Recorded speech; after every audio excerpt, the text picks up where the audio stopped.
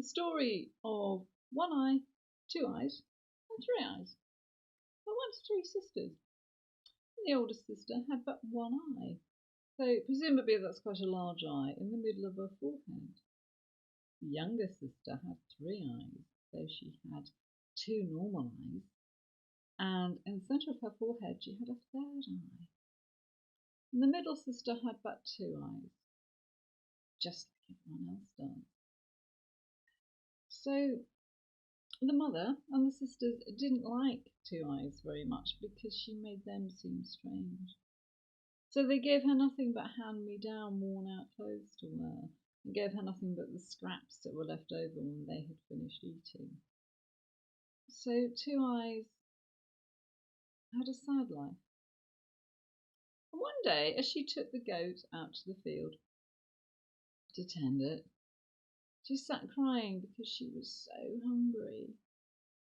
And as if from nowhere appeared an old woman who seemed like a wise woman. And she asked Two Eyes why she was crying. And when Two Eyes said, "Because I am so hungry," the wise woman said, "But your goat can help you. All you have to do is say, 'Little goat, bleat, I need something to eat,' and a table will appear before you, laden with lovely things to eat. And when you have finished eating, just say, 'Little goat, bleat, I've had enough to eat.'" And with that, the old woman walked away, leaving Two Eyes sitting there thinking, she really must be moon-kissed. But with nothing to lose, Two Eyes said, "Little goat, bleat, I need something to eat." And indeed, a table appeared before her with a lovely white tablecloth and lots of good things to eat. And when she had eaten her fill, Two Eyes said, "And little goat, bleat, I've had enough to eat." And I like to think she said thank you, because I think she was that kind of person. So after a little while, the mother and One Eye and Three Eyes became a little suspicious because Two Eyes didn't seem to be eating any of the scraps that they left out for her. So one day, One Eye went out to the field with her sister and said, "I have come to make sure that you look after the goat properly and that it gets enough to eat." The Two Eyes realised what was really happening. As the two sisters sat down in the heat of the summer's day, Two Eyes began to sing, and she sang a lullaby. And One Eye simply fell asleep, so she didn't see when Two Eyes said, "Little goat, bleat, I need something to eat." So the next day, Three Eyes went with her sister to the field, and they watched the goat eat. And Two Eyes began to sing, and she sang a little lullaby. The Three Eyes fell asleep, but of course her two normal eyes slept, but her third eye stayed awake. So Three Eyes saw the magical table appear with the white tablecloth and lovely food. And she heard Two Eyes say, "Little goat, bleat, I've had enough to eat." So when the two women went home and Three Eyes told all this to One Eye and to their mother, they took a knife and they slaughtered the goat. So yet again Two Eyes found herself weeping inconsolably. And again the old wise woman appeared before her. And the wise woman said, "Don't be so afraid. Take the goat's entrails, dig a hole in front of the house and bury them there. They will bring you good luck." Two Eyes did as the wise woman said, although she couldn't really see how burying the goat's entrails was going to help. When she awoke the next morning, a beautiful tree had grown up from the goat's entrails, and it had silver-coloured leaves and beautiful golden apples growing on every branch. So One Eye tried to climb the tree and tried to pick the apples, but every time she reached out her hand, it was as if the tree was forbidding her from picking the fruit, and she couldn't take any of them.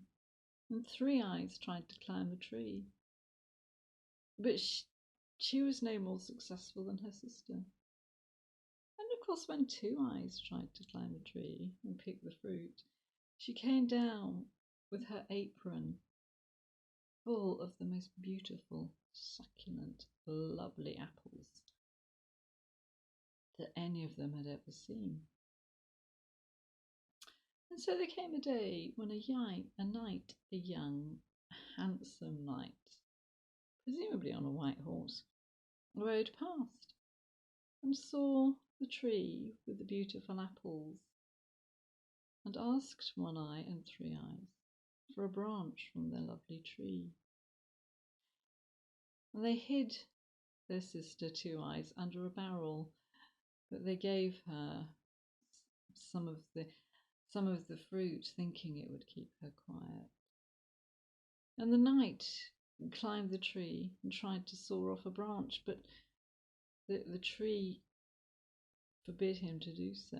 And One Eye climbed the tree, but she couldn't saw off a branch. And Three Eyes climbed the tree, and she was no more successful than her sister, for the tree refused to give them a branch.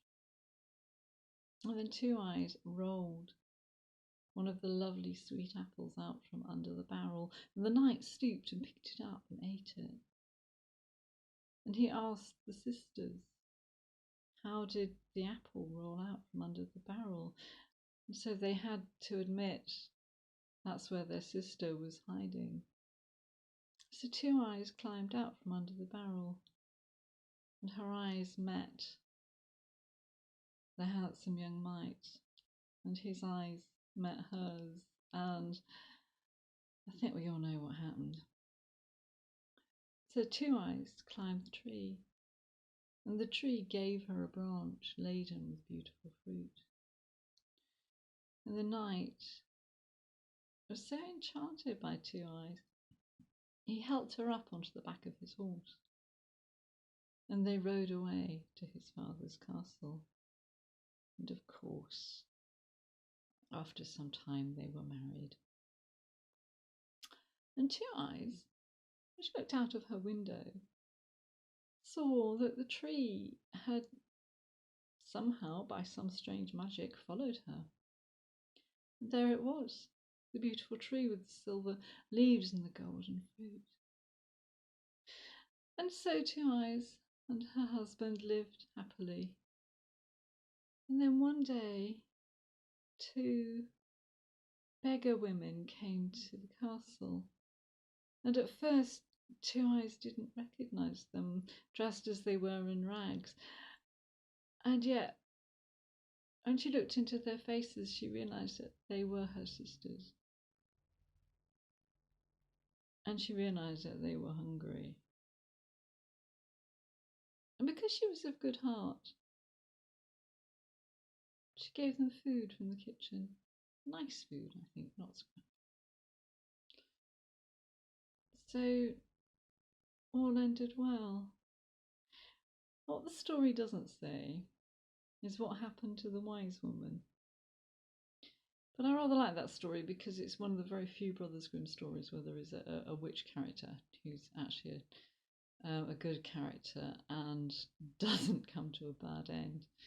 But there you are. There's quite a lot of stories about golden apples and about apples as a source of good fortune. So I rather like that one.